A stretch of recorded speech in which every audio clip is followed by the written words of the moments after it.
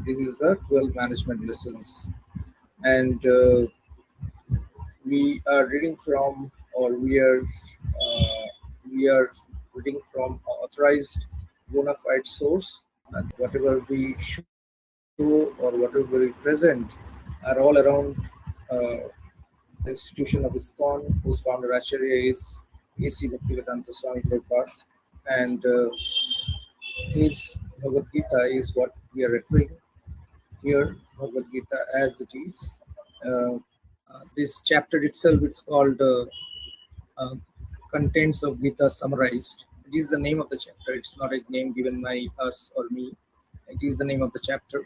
Sometimes this chapter is also referred as Sankhya Yoga, and because it talks about the analytical part of we being spirit souls and not bodies from that perspective. And in this particular chapter, we will see. So first, let us define this problem statement. So this particular sloka actually helps us define the problem statement. So what is the problem statement? So I will read the sloka, uh, and this will be the format this time around. And I will need, or I will request one volunteer to read the rest of the explanations, and then we will have a discussion. That is the format in which we are going to do it. So the sloka is visible on all your screen, then just give a thumbs up so that I know that the sloka is visible. Okay. And if you want to read the meaning after this, you can raise your hand. This is in plain English, and whatever um Sanskrit words are there, you can, as you read, you can omit that, and then we have a discussion in terms of what is the essence of this sloka, and we are only focusing on the part we are defining. To start with, we are defining the the problem before finding a solution. So we are just defining a problem. It is important to define the problem before we find solution. So Krishna defines the problem to Arjuna in this particular shloka about anger, and then he is giving solutions which is coming up in the next few slokas, from which we will see in terms of what solution Krishna is providing. So I'll just read the sloka. Dukeshu Anudigdha mana shukeshu vigata spriya vitaraga bhaya krodha stita dhir muni uchyate. Okay, so any of you can just raise your hand. Today I think we have the settings where, or I can put the settings where you can speak. Just raise your hand, any one of you, to read the translation, and then we'll have a discussion. Yes, Jason, you can unmute it. Krishna Prabhuji, Hare Krishna to everyone. Hare Krishna. Go ahead. One who is not disturbed in mind, even amidst the threefold miseries, or elated when there is happiness, and who is free from attachment, fear, and anger, is called sage of steady mind. Prabhuji, purport bhi padna hai? Yes, we'll read the purport also. Okay, Prabhuji. The word Muni means one who can agitate his mind in various ways for mental speculations without coming to factual conclusion. It is said that every Muni has a different angle of vision, and unless a Muni differs from other Muni, he cannot be called Muni in the strict sense of term. Nasavir Yasa Manthan na. Mataji, you can skip the Sanskrit. Okay. Mahabharata Vana Parva 313.117. But Asthita Dhir Muni, as mentioned here by the Lord, is different from an ordinary Muni. The Sthitadur Muni is always in Krishna consciousness, for he has exhausted all his business of creative speculation. He is called Prasanta Nisha Manoratyantra. Prabhuji, skipping this.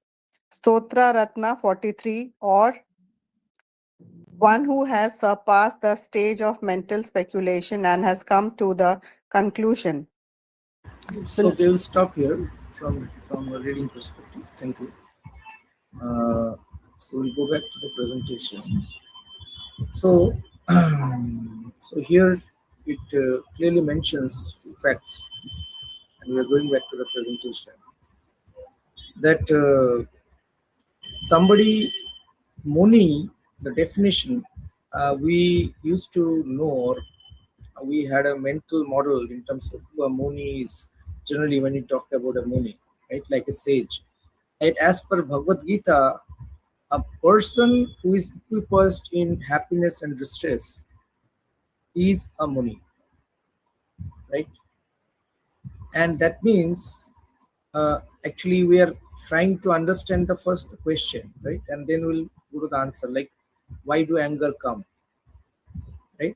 So if we are not equipoised in happiness and distress, then we have attachments, and one of those attachments is fear and anger. So here Krishna clearly mentions to Arjuna that somebody who has a steady mind in is has surpassed the stage of mental speculation. And what does that mean? That means that he or she, that person, will not have a agitated mind, is equipoised both in happiness and distress, thinking that okay, I have done my bit, and this happiness or this distress are both being rewarded to me by some calculation, right? We are defining the problem. We are still defining the problem. We are going to come in terms of how this calculation happens, and then what are those things that we can control so that that calculation becomes right for us, and we can get rid of any anger, any situation, like situations are going to come, but we can get rid of being angry in those situations. So so that is the most important point here. He does not get, or that person is steady in determination. So being steady in determination would mean that we read the sloka, Dukheshu Anuvigda Mana. He is not disturbed in mind if any kind of miseries come. There are different kinds of miseries which can come, like miseries comes from other people to us, or sometimes it's just by we overthinking and just feeling bad about something which is never going to happen to us, or it might be just a natural calamity, right? Something like air crash, right? um, all of those things. And the other line which was mentioned in this sloka was Sukeshu Vigatas Priya. He is not even elated, over elated in happiness, right? Just to give an example, I was just talking to somebody who was in one of the sessions, classes today morning, and the person was complaining about a lot of things. Not He is from Calcutta, so he was complaining as a lot of things, facilities, which is facing challenge in terms of fulfilling his goal of life or his way of life, right? So the question that I asked was like, all of us here in Calcutta have been blessed with a fantastic Bangalore type weather for last 4 weeks. Have we thanked Krishna enough for that situation? If we have, nice. So then we are equipped. We don't get disturbed. It is all by arrangement. And Vita Raga Bhaya Krodha, these are qualities. So there is no anger, growth. And this type of person, Krishna calls out that he is a Muni. Muni is not somebody who is meditating in a forest, in a secluded place and wearing uh, no less or no no footwear or any kind of wear. That's not the definition that Krishna gives. So now let us look in the next step as part of this, like how we can control, or how this anger comes into being. We have defined the problem statement in terms of what is anger, and what is anger. When we are not equipped in happiness or distress, we have anger. Okay. Now how does this anger gets into us or gets hold of us, and what can we do so that it can be reversed or it doesn't happen? So that is the answer that is given by Krishna in two slokas, and which is from chapter 2 itself, and sloka number 62 and 63. So we'll read both of those to kind of start with. Okay, let me bring that up.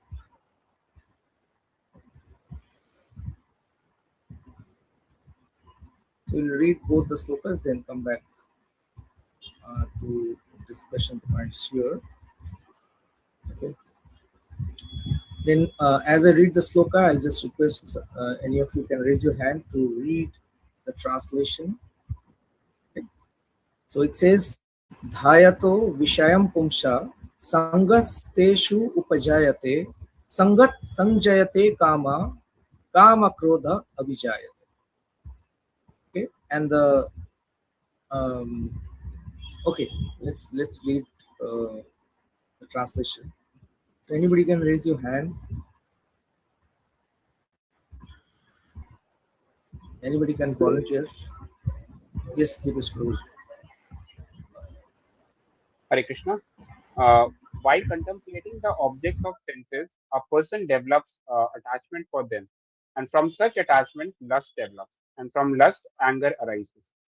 Purport: one who is not Krishna conscious is subjected to material desires while contemplating the objects of the senses. The senses require real engagements, and if they are not engaged in the transcendental loving service of the Lord, they will certainly seek engagement in the services of materialism. In the material world, everyone, including Lord Shiva and Lord Brahma, to say nothing of other demigods in heavenly planets, is subjected to the influences of sense objects. And the only method to get out of this puzzle of material existence is to become Krishna conscious. Okay, Lord Shiva we'll was. stop here. We'll stop here. Thank you, Prabhuji. And then we'll move on to the other sloka as we mentioned, because both are interconnected, and then we'll have a discussion. So this is the next sloka itself, 2.6. So we read 2.62, and this is 2.63, chapter 2, sloka number 63. Krodha avij, Krodha bhavati sammoha, samhat shruti vibhrama, shruti vibhrat buddhinasha pranashati. Okay, so let us understand. This is a translation, and then little bit of the purport. Any volunteer to do the same, and then we will go to the discussion. Please raise your hand to read. You don't have to read any Sanskrit sloka, so don't worry. Please raise your hand. Anybody can raise their hand.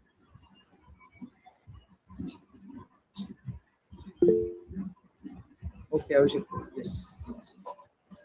Hare Krishna. Translation. From anger, complete delusion arises, and from delusion, bewilderment of memory. When memory is bewildered, intelligence is lost. And when intelligence is lost, one falls down again into the material pool. Okay. We'll stop there from a reading perspective.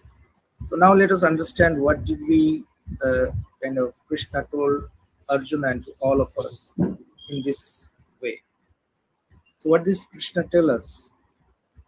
If you recall, and that's why if you have your own personal Bhagavad Gita, it will be handy as you go through these sessions. But that's not a requirement to be part of this session. I'm just suggesting. So we read in the first Dhayato Vishayam Pumsa. So you can see here Vishayam Pumsa. So like as how many of you take flights or take like travel by train?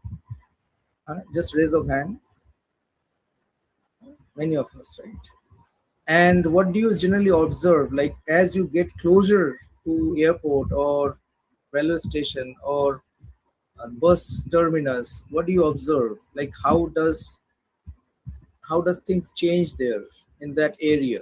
How does it change? Okay, one thing is like it's little crowded and stuff, but anything else that you observe? Anything else that you observe? Prabhuji, people start getting restless. Okay, restless. Okay, anything else? Just hint for everyone is like you are looking out things, right? And when you are looking out of the window of your car or bus or auto, whatever you are taking, how do you see? Like, what do you Lot see? of Generally? materialistic ads, Prabhuji. Yeah, lots of ads. Yeah, full of And how are those ads? Those ads are repeated actually in quick intervals. And why it is so? It is because people who are doing marketing, they know how our brain is works in terms of how it thinks. So the thinking stage is here, that they keep on showing us lots of ads of the same thing, and yes, for recall value, correct, true, yes, for recall value. So keep on showing us so that we start contemplating, right? And one of the classic case, like many of us have been victim, like people, no offenses who are for Android users, but I'm just saying for iPhone users, every time a new iPhone comes, they put big ads, especially outside airports, right? And you keep on looking at your phone, which is working fine, right? Which is absolutely working fine, no problem. But you look at the ad and you contemplate. I'm sure such a thing would have, at least it had happened to me once. I'm sure like might be the case for some of you as well. So the thinking starts. We start contemplating, right? We start contemplating, and when we start contemplating on that thing, right, we start to feel the feeling stage. We start to feel. We start to develop an attachment. हमको चाहिए. The iPhone launch date. Okay, same date only. I need it. Right. I know a person who was so mad at getting the phone the first day.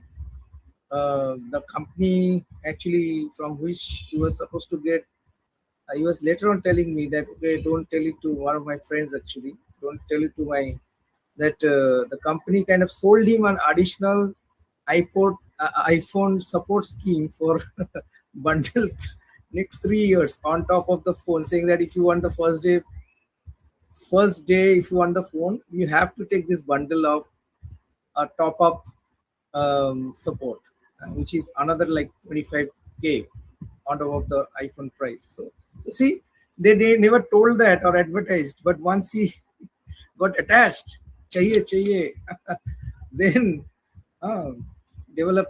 So this is called sangastesu upajayate, which Krishna told. And then sangat sanjayate kama. Now I am not only attached, now I need it. I know another person. He had booked. Actually, she had booked one iPhone in one of the stores when the last time iPhone was launched. I've got nothing against or for iPhone or any phone or any brand. I'm just giving as an example. So, statutory declaration from my side. But some of the color she had picked or booked got sold out, and they said we don't have that color.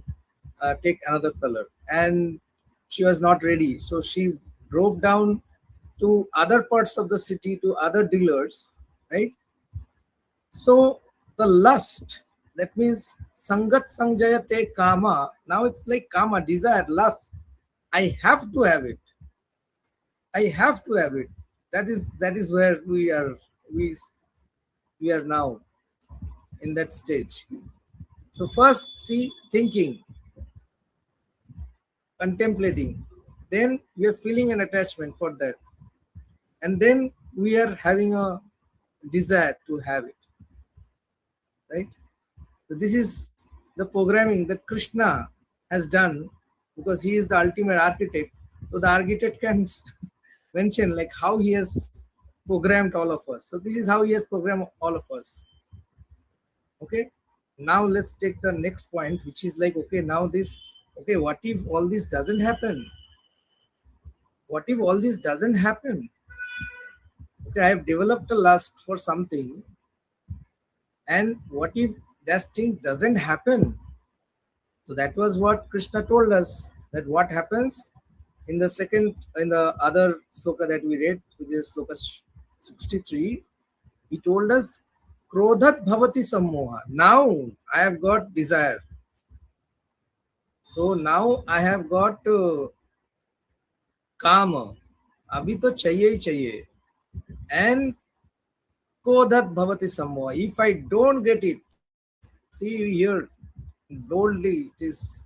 I'll share like every time the presentation. Don't worry on that. You don't worry about taking screenshot. Just focus on the session. That will help you. So unsatisfied results produces what? Anger. Unsatisfied lust results. So here, till here, lust was created. Now it is unsatisfied. I am not getting the sangha or the kama or the desire that I want. I am not getting that. And when I am not getting that, because now you relate all this to what we started. The Muni who had a state equipoised mind, he was equipoised in all conditions, right? So now if I am not getting, I am not in happiness. I am in distress, right? I am in distress. So when I am in distress, what do I do? When I am in distress, then Krishna says, what happens to us? This is how all programming done. We bhavati sammoha. Then we start to feel, think, and imagine things which are not there. Delusion, what is mentioned as delusion. Bhavati sammoha. Right? So they are not present. They are actually not there. But bhavati sammoha. We are feeling like, okay, that becomes our condition. And once that is our condition, bhavati sammoha. So you know how our brain works in terms of biologically. How it goes is like every time we are experiencing something, or we see, or like we have this 5 intake, like where the application comes in. So what are those 5 areas of intake: Chakshu, Karna, Nasika, Jiva or Tvacha. So these are all called, this is how, where we intake or we will take information. So it's called Gyan Indriyas.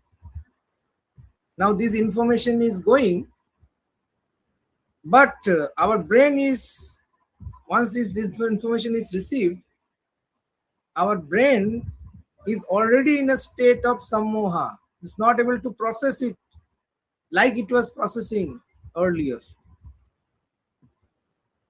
Okay, because we are in krodha, because our desire has not been fulfilled.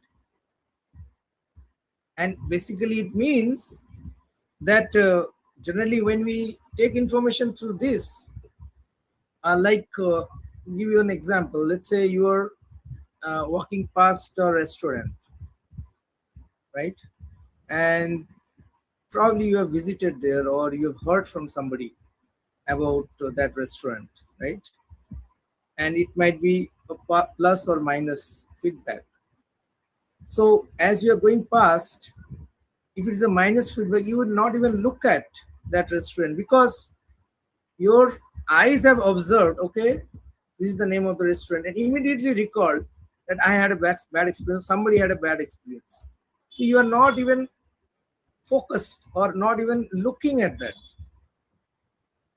right? And this is how our brain is programmed. So it checks every time to our memory. It goes back to our memory, how has been the experience. And that is why we read biographies or we read whatever we want to read, right? So basically to gain that experience and have that in our memory, that even if we don't have personally experienced that, somebody has experienced it and have it in the memory, so that we can identify when we are in that situation, whether that situation is going to give me happiness or distress. These are the only conclusions that any human being has, which is conclusions of happiness and distress.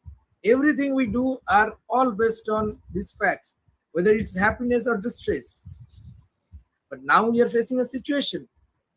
Earlier, for the Muni who is equipoised, for him it's the decision is coming right based on actual memory which he has or she has or the person has.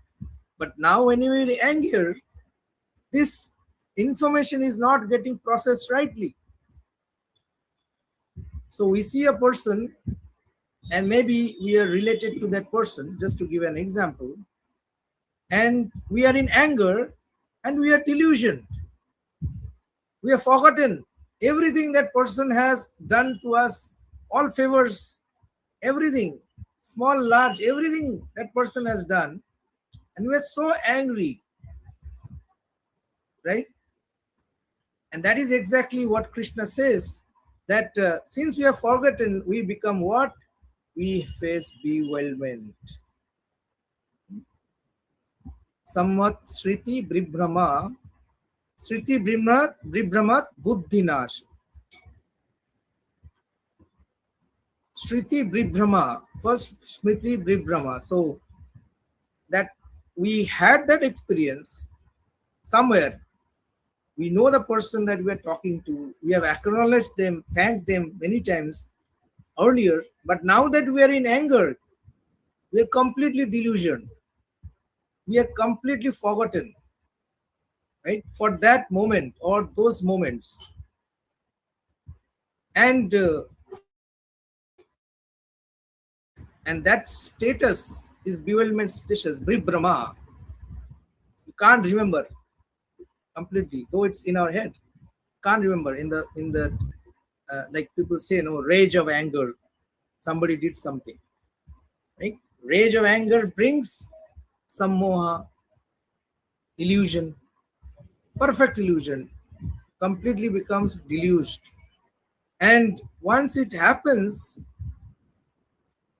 the next step is we don't have the experience. We don't know whether it will give me happiness or it will give me distress. because we are not able to decide, because every decision of ours is just on these two parameters. Everything that we have done and we are ever going to do in our lives is just on these two. That's how we are programmed. And because there is completely delusion, there is no answer coming, whether it will give me happiness, whether it will give me distress. Nothing is coming. No decision is coming, right? It means what? We have lost our intelligence. If somebody is not able to decide, means that person has lost their intelligence, right? Because any decision is based on certain understanding and facts. And that understanding facts comes from intelligence. And that intelligence comes from experiences. And that experience comes either from us experiencing those or from others who have experienced that situation, and we know that, okay, I have not done it, but or I have not experienced it, somebody has experienced it. It's much like, let's say, when we went to a college, like which college to choose. Based on somebody else's experience, we chose that college, right? Because we wanted to study a particular stream, right? We have not studied there to start with when you chose the college. And now that we are in this situation where we are lost intelligence in anger, buddhi nashat pranashati, now is the end of everything. Pranashati, we fall down. That means as human being, we fall down into doing things which we never intended to do.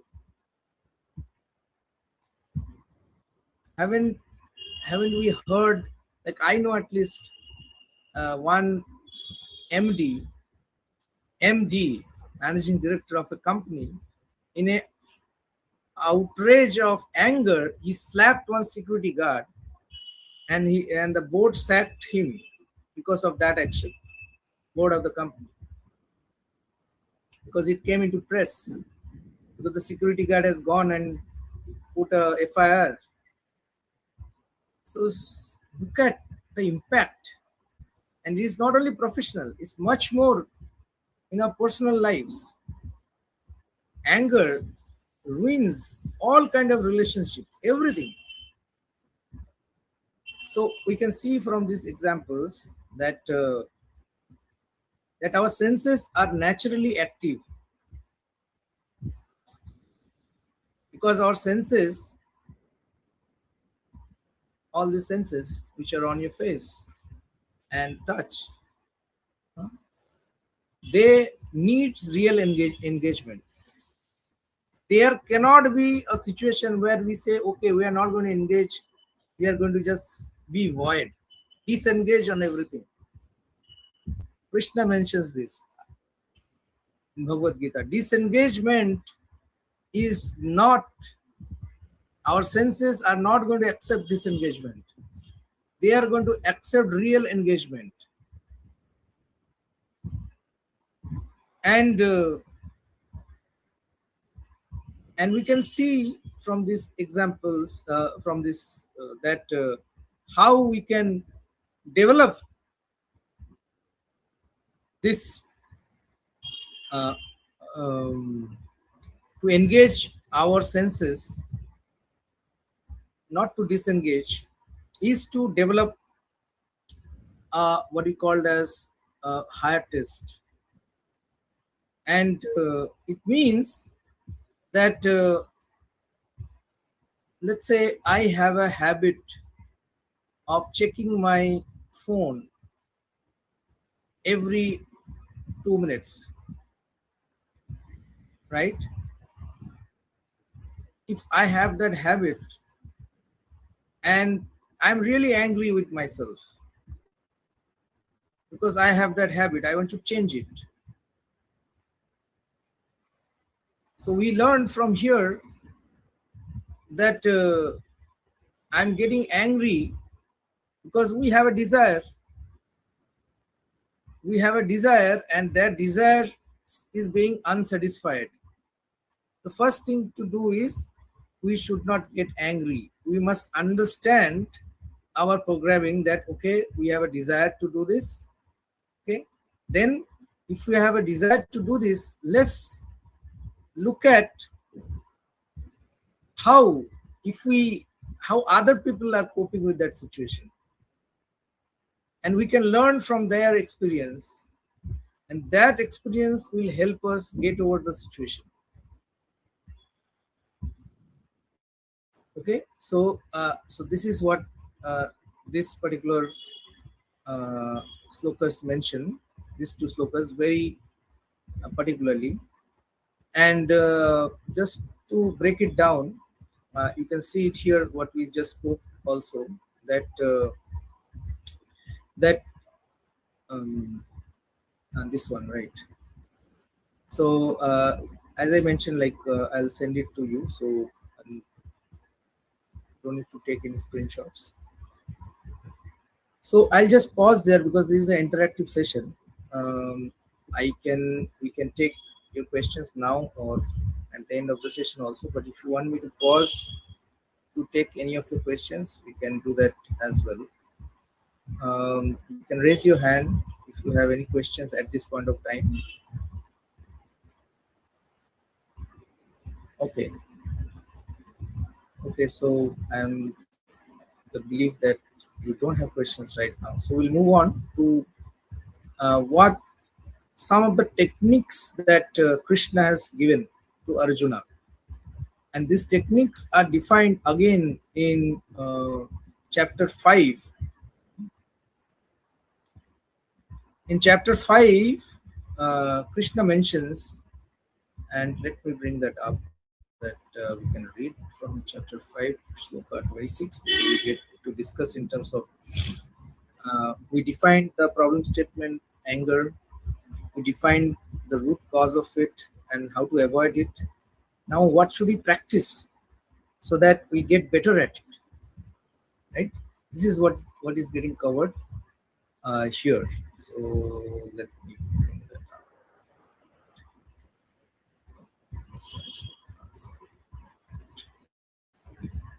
Yeah.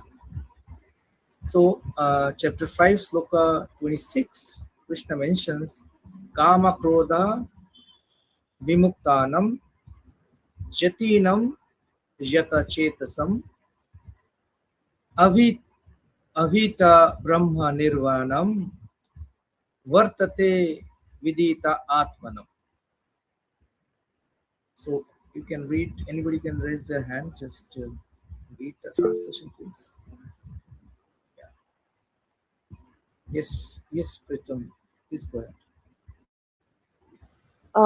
Those who are free from anger and all material desires, who are self-realized, self-disciplined, and constantly endeavoring for perfection, are assured of liberation in the Supreme in the very near future. Of the saintly persons who are constantly enraged in striving towards salvation, one who is in Krishna consciousness is the best of all. Okay, The thank you. Bhagavatam. That's okay. Thank you, ma'am. Sorry, I pronounced your name wrongly. Priyam, my apologies. So in this particular verse,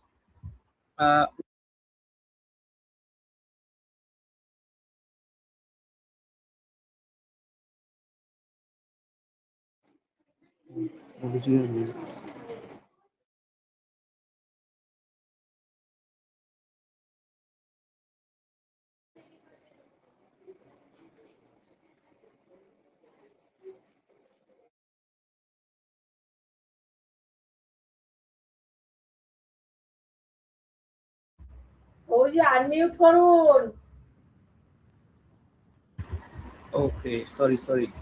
Okay, I was speaking on mute. Sorry. Okay, so this is verse 5.26, verse number 5.26, and verse number 5.26.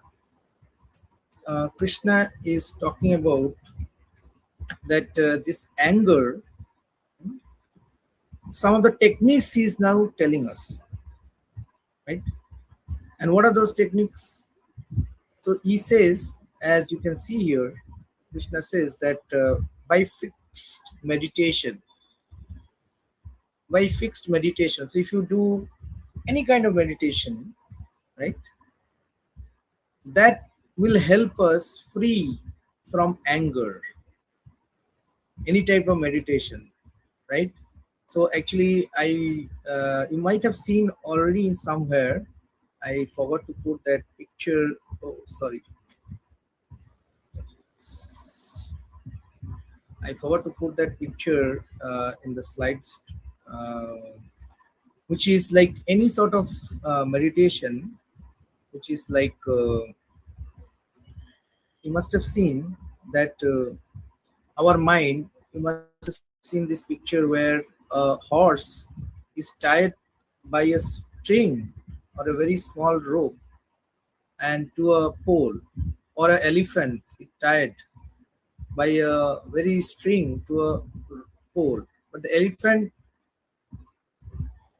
in his mind, it has meditated, it has been taught that okay, that that rope is so strong, right, that it cannot break it. It has meditated like that, and because it has meditated, the elephant is acting like that. So similarly, uh, Krishna mentions here, and there are few examples which Prabhupada quotes from Shastra, that there are some parents in our in the 84 lakhs of species that Srimad Bhagavatam talks about, which are there, and some of the species like tortoise, fish, bird.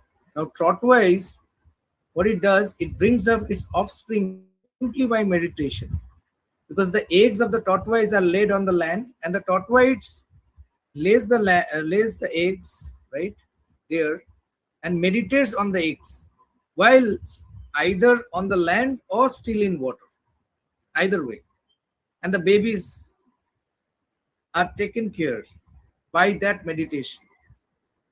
Similarly, fish brings up its offspring, it becomes bigger and bigger by just simply looking at them.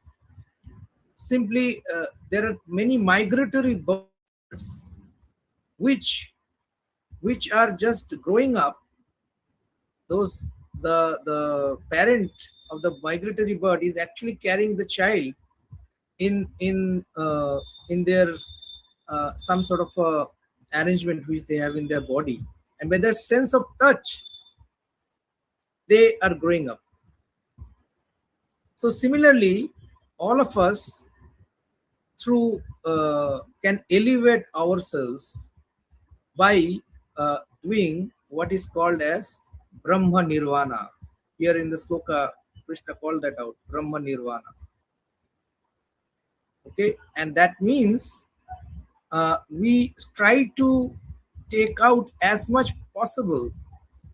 So whenever we are getting angry or we have a situation, just hack from formula. So we are in this situation where some desire is coming. Krishna is saying, okay, look at the desire and try to see if that desire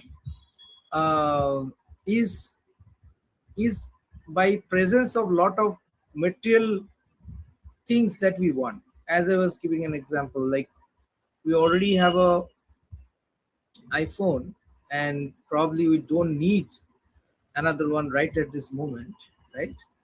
But still we are desiring. There is nothing wrong in desiring that, but just to be peaceful. That means thinking that if okay, we desire, we try for it, and if we get it, fine. If we don't get it, that's also fine. Both the situations are fine, because ultimately a piece of technology or equipment cannot dictate our state of happiness, right?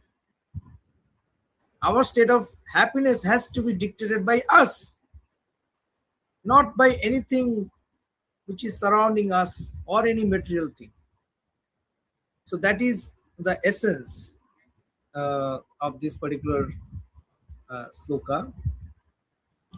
And then we will just end today's session with with we'll refer to sloka number uh,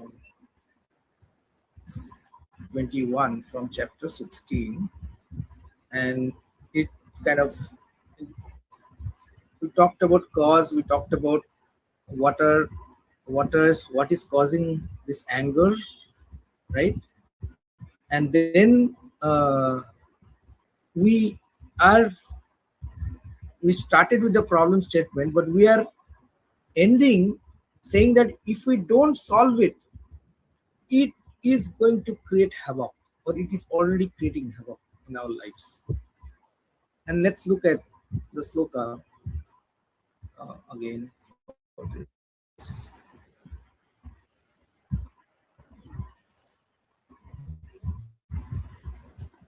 So this is sloka number, I hope it is coming up on the screen. Am I right? Okay. Okay. So this is sloka number 21. So it says, Trivridam Narakaksha Idham Draram Nashamam Atmana Kama Krodha Tatha Lobha Taspat Etat Trayam Trayajit. Okay. So again, any volunteers who can read the translation, please?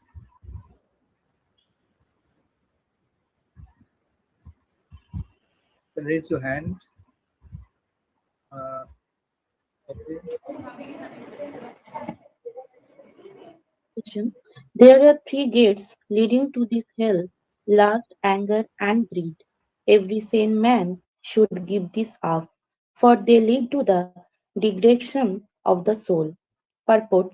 The beginning of demoniac life is described herein. One tries to satisfy his lust, and when he cannot, anger and greed arise.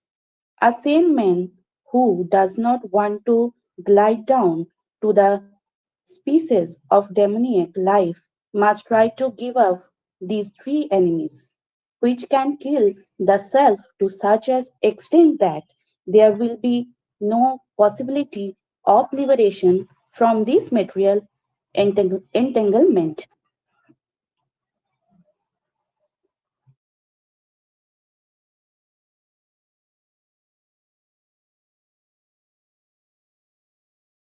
Okay, I was speaking on mute. Sorry for that.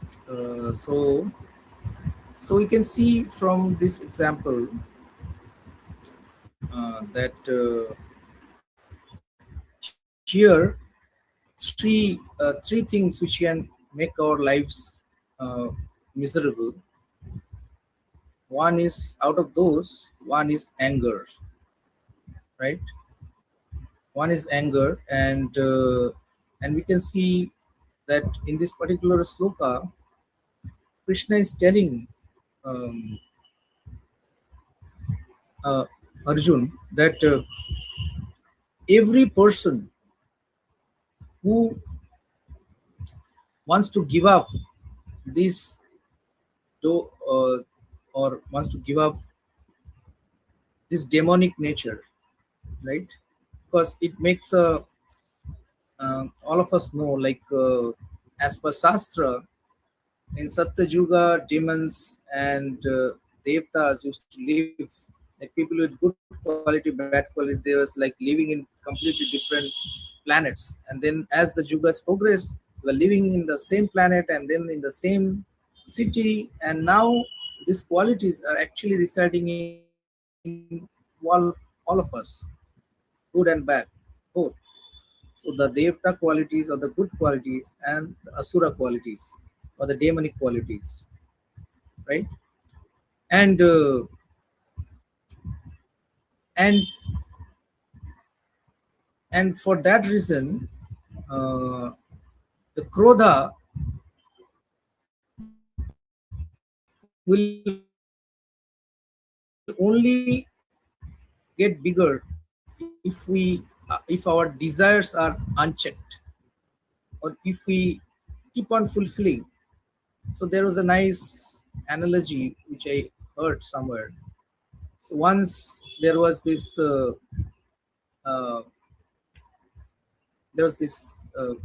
what is called, like, where they're treating people who are not mentally well. That means they are differently able mentally, right? They're treating there, and um, this is not real. This is just anecdote to explain things.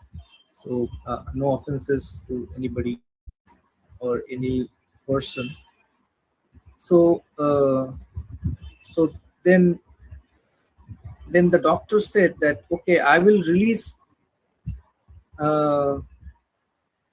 those patients, and the test that I'm going to do is to see that uh, for the desire that I'm going to put across to them, for that desire, whether they're fulfilling those desires in which way. So what was the desire? So they put up a like a soft drinks booth or machine, right? And generally, like, people like they have their choice of cola or other drinks, right? But instead of giving a cup, they give them a um, what is called, in Hindi, a chutney, right? They give them that. Now, obviously, that cup had lot of holes at the bottom, which is like a chutney, as I said. And as much as somebody tries to fill it, it will never get full, right? So it was a test where people were lining up, and there was just this one person who said, okay, this is like, it is has a lot of holes at the bottom of the cup, so it will never fill up, because every time I try to fill up, it will pass, right? So similarly, Krishna mentions here our desires. If we keep on fulfilling our desires, it will be no mechanism, because it has desires are endless. It has those spores. So it makes us mad. We cannot keep on fulfilling. We cannot fulfill. And when we can't fulfill those desires, we get angry. So so that is the takeaway for today, and we will end it here. We have the quiz now, like every time.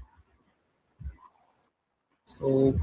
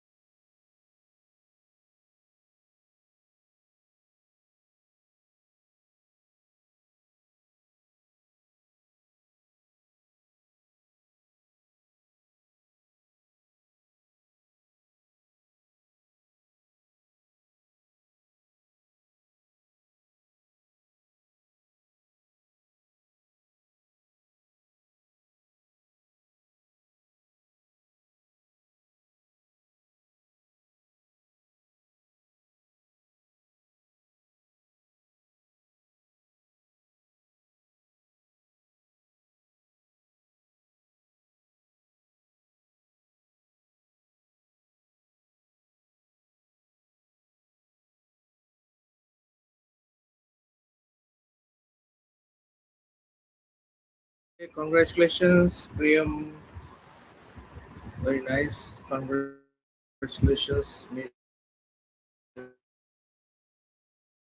Mataji. Congratulations, Nikita Mataji.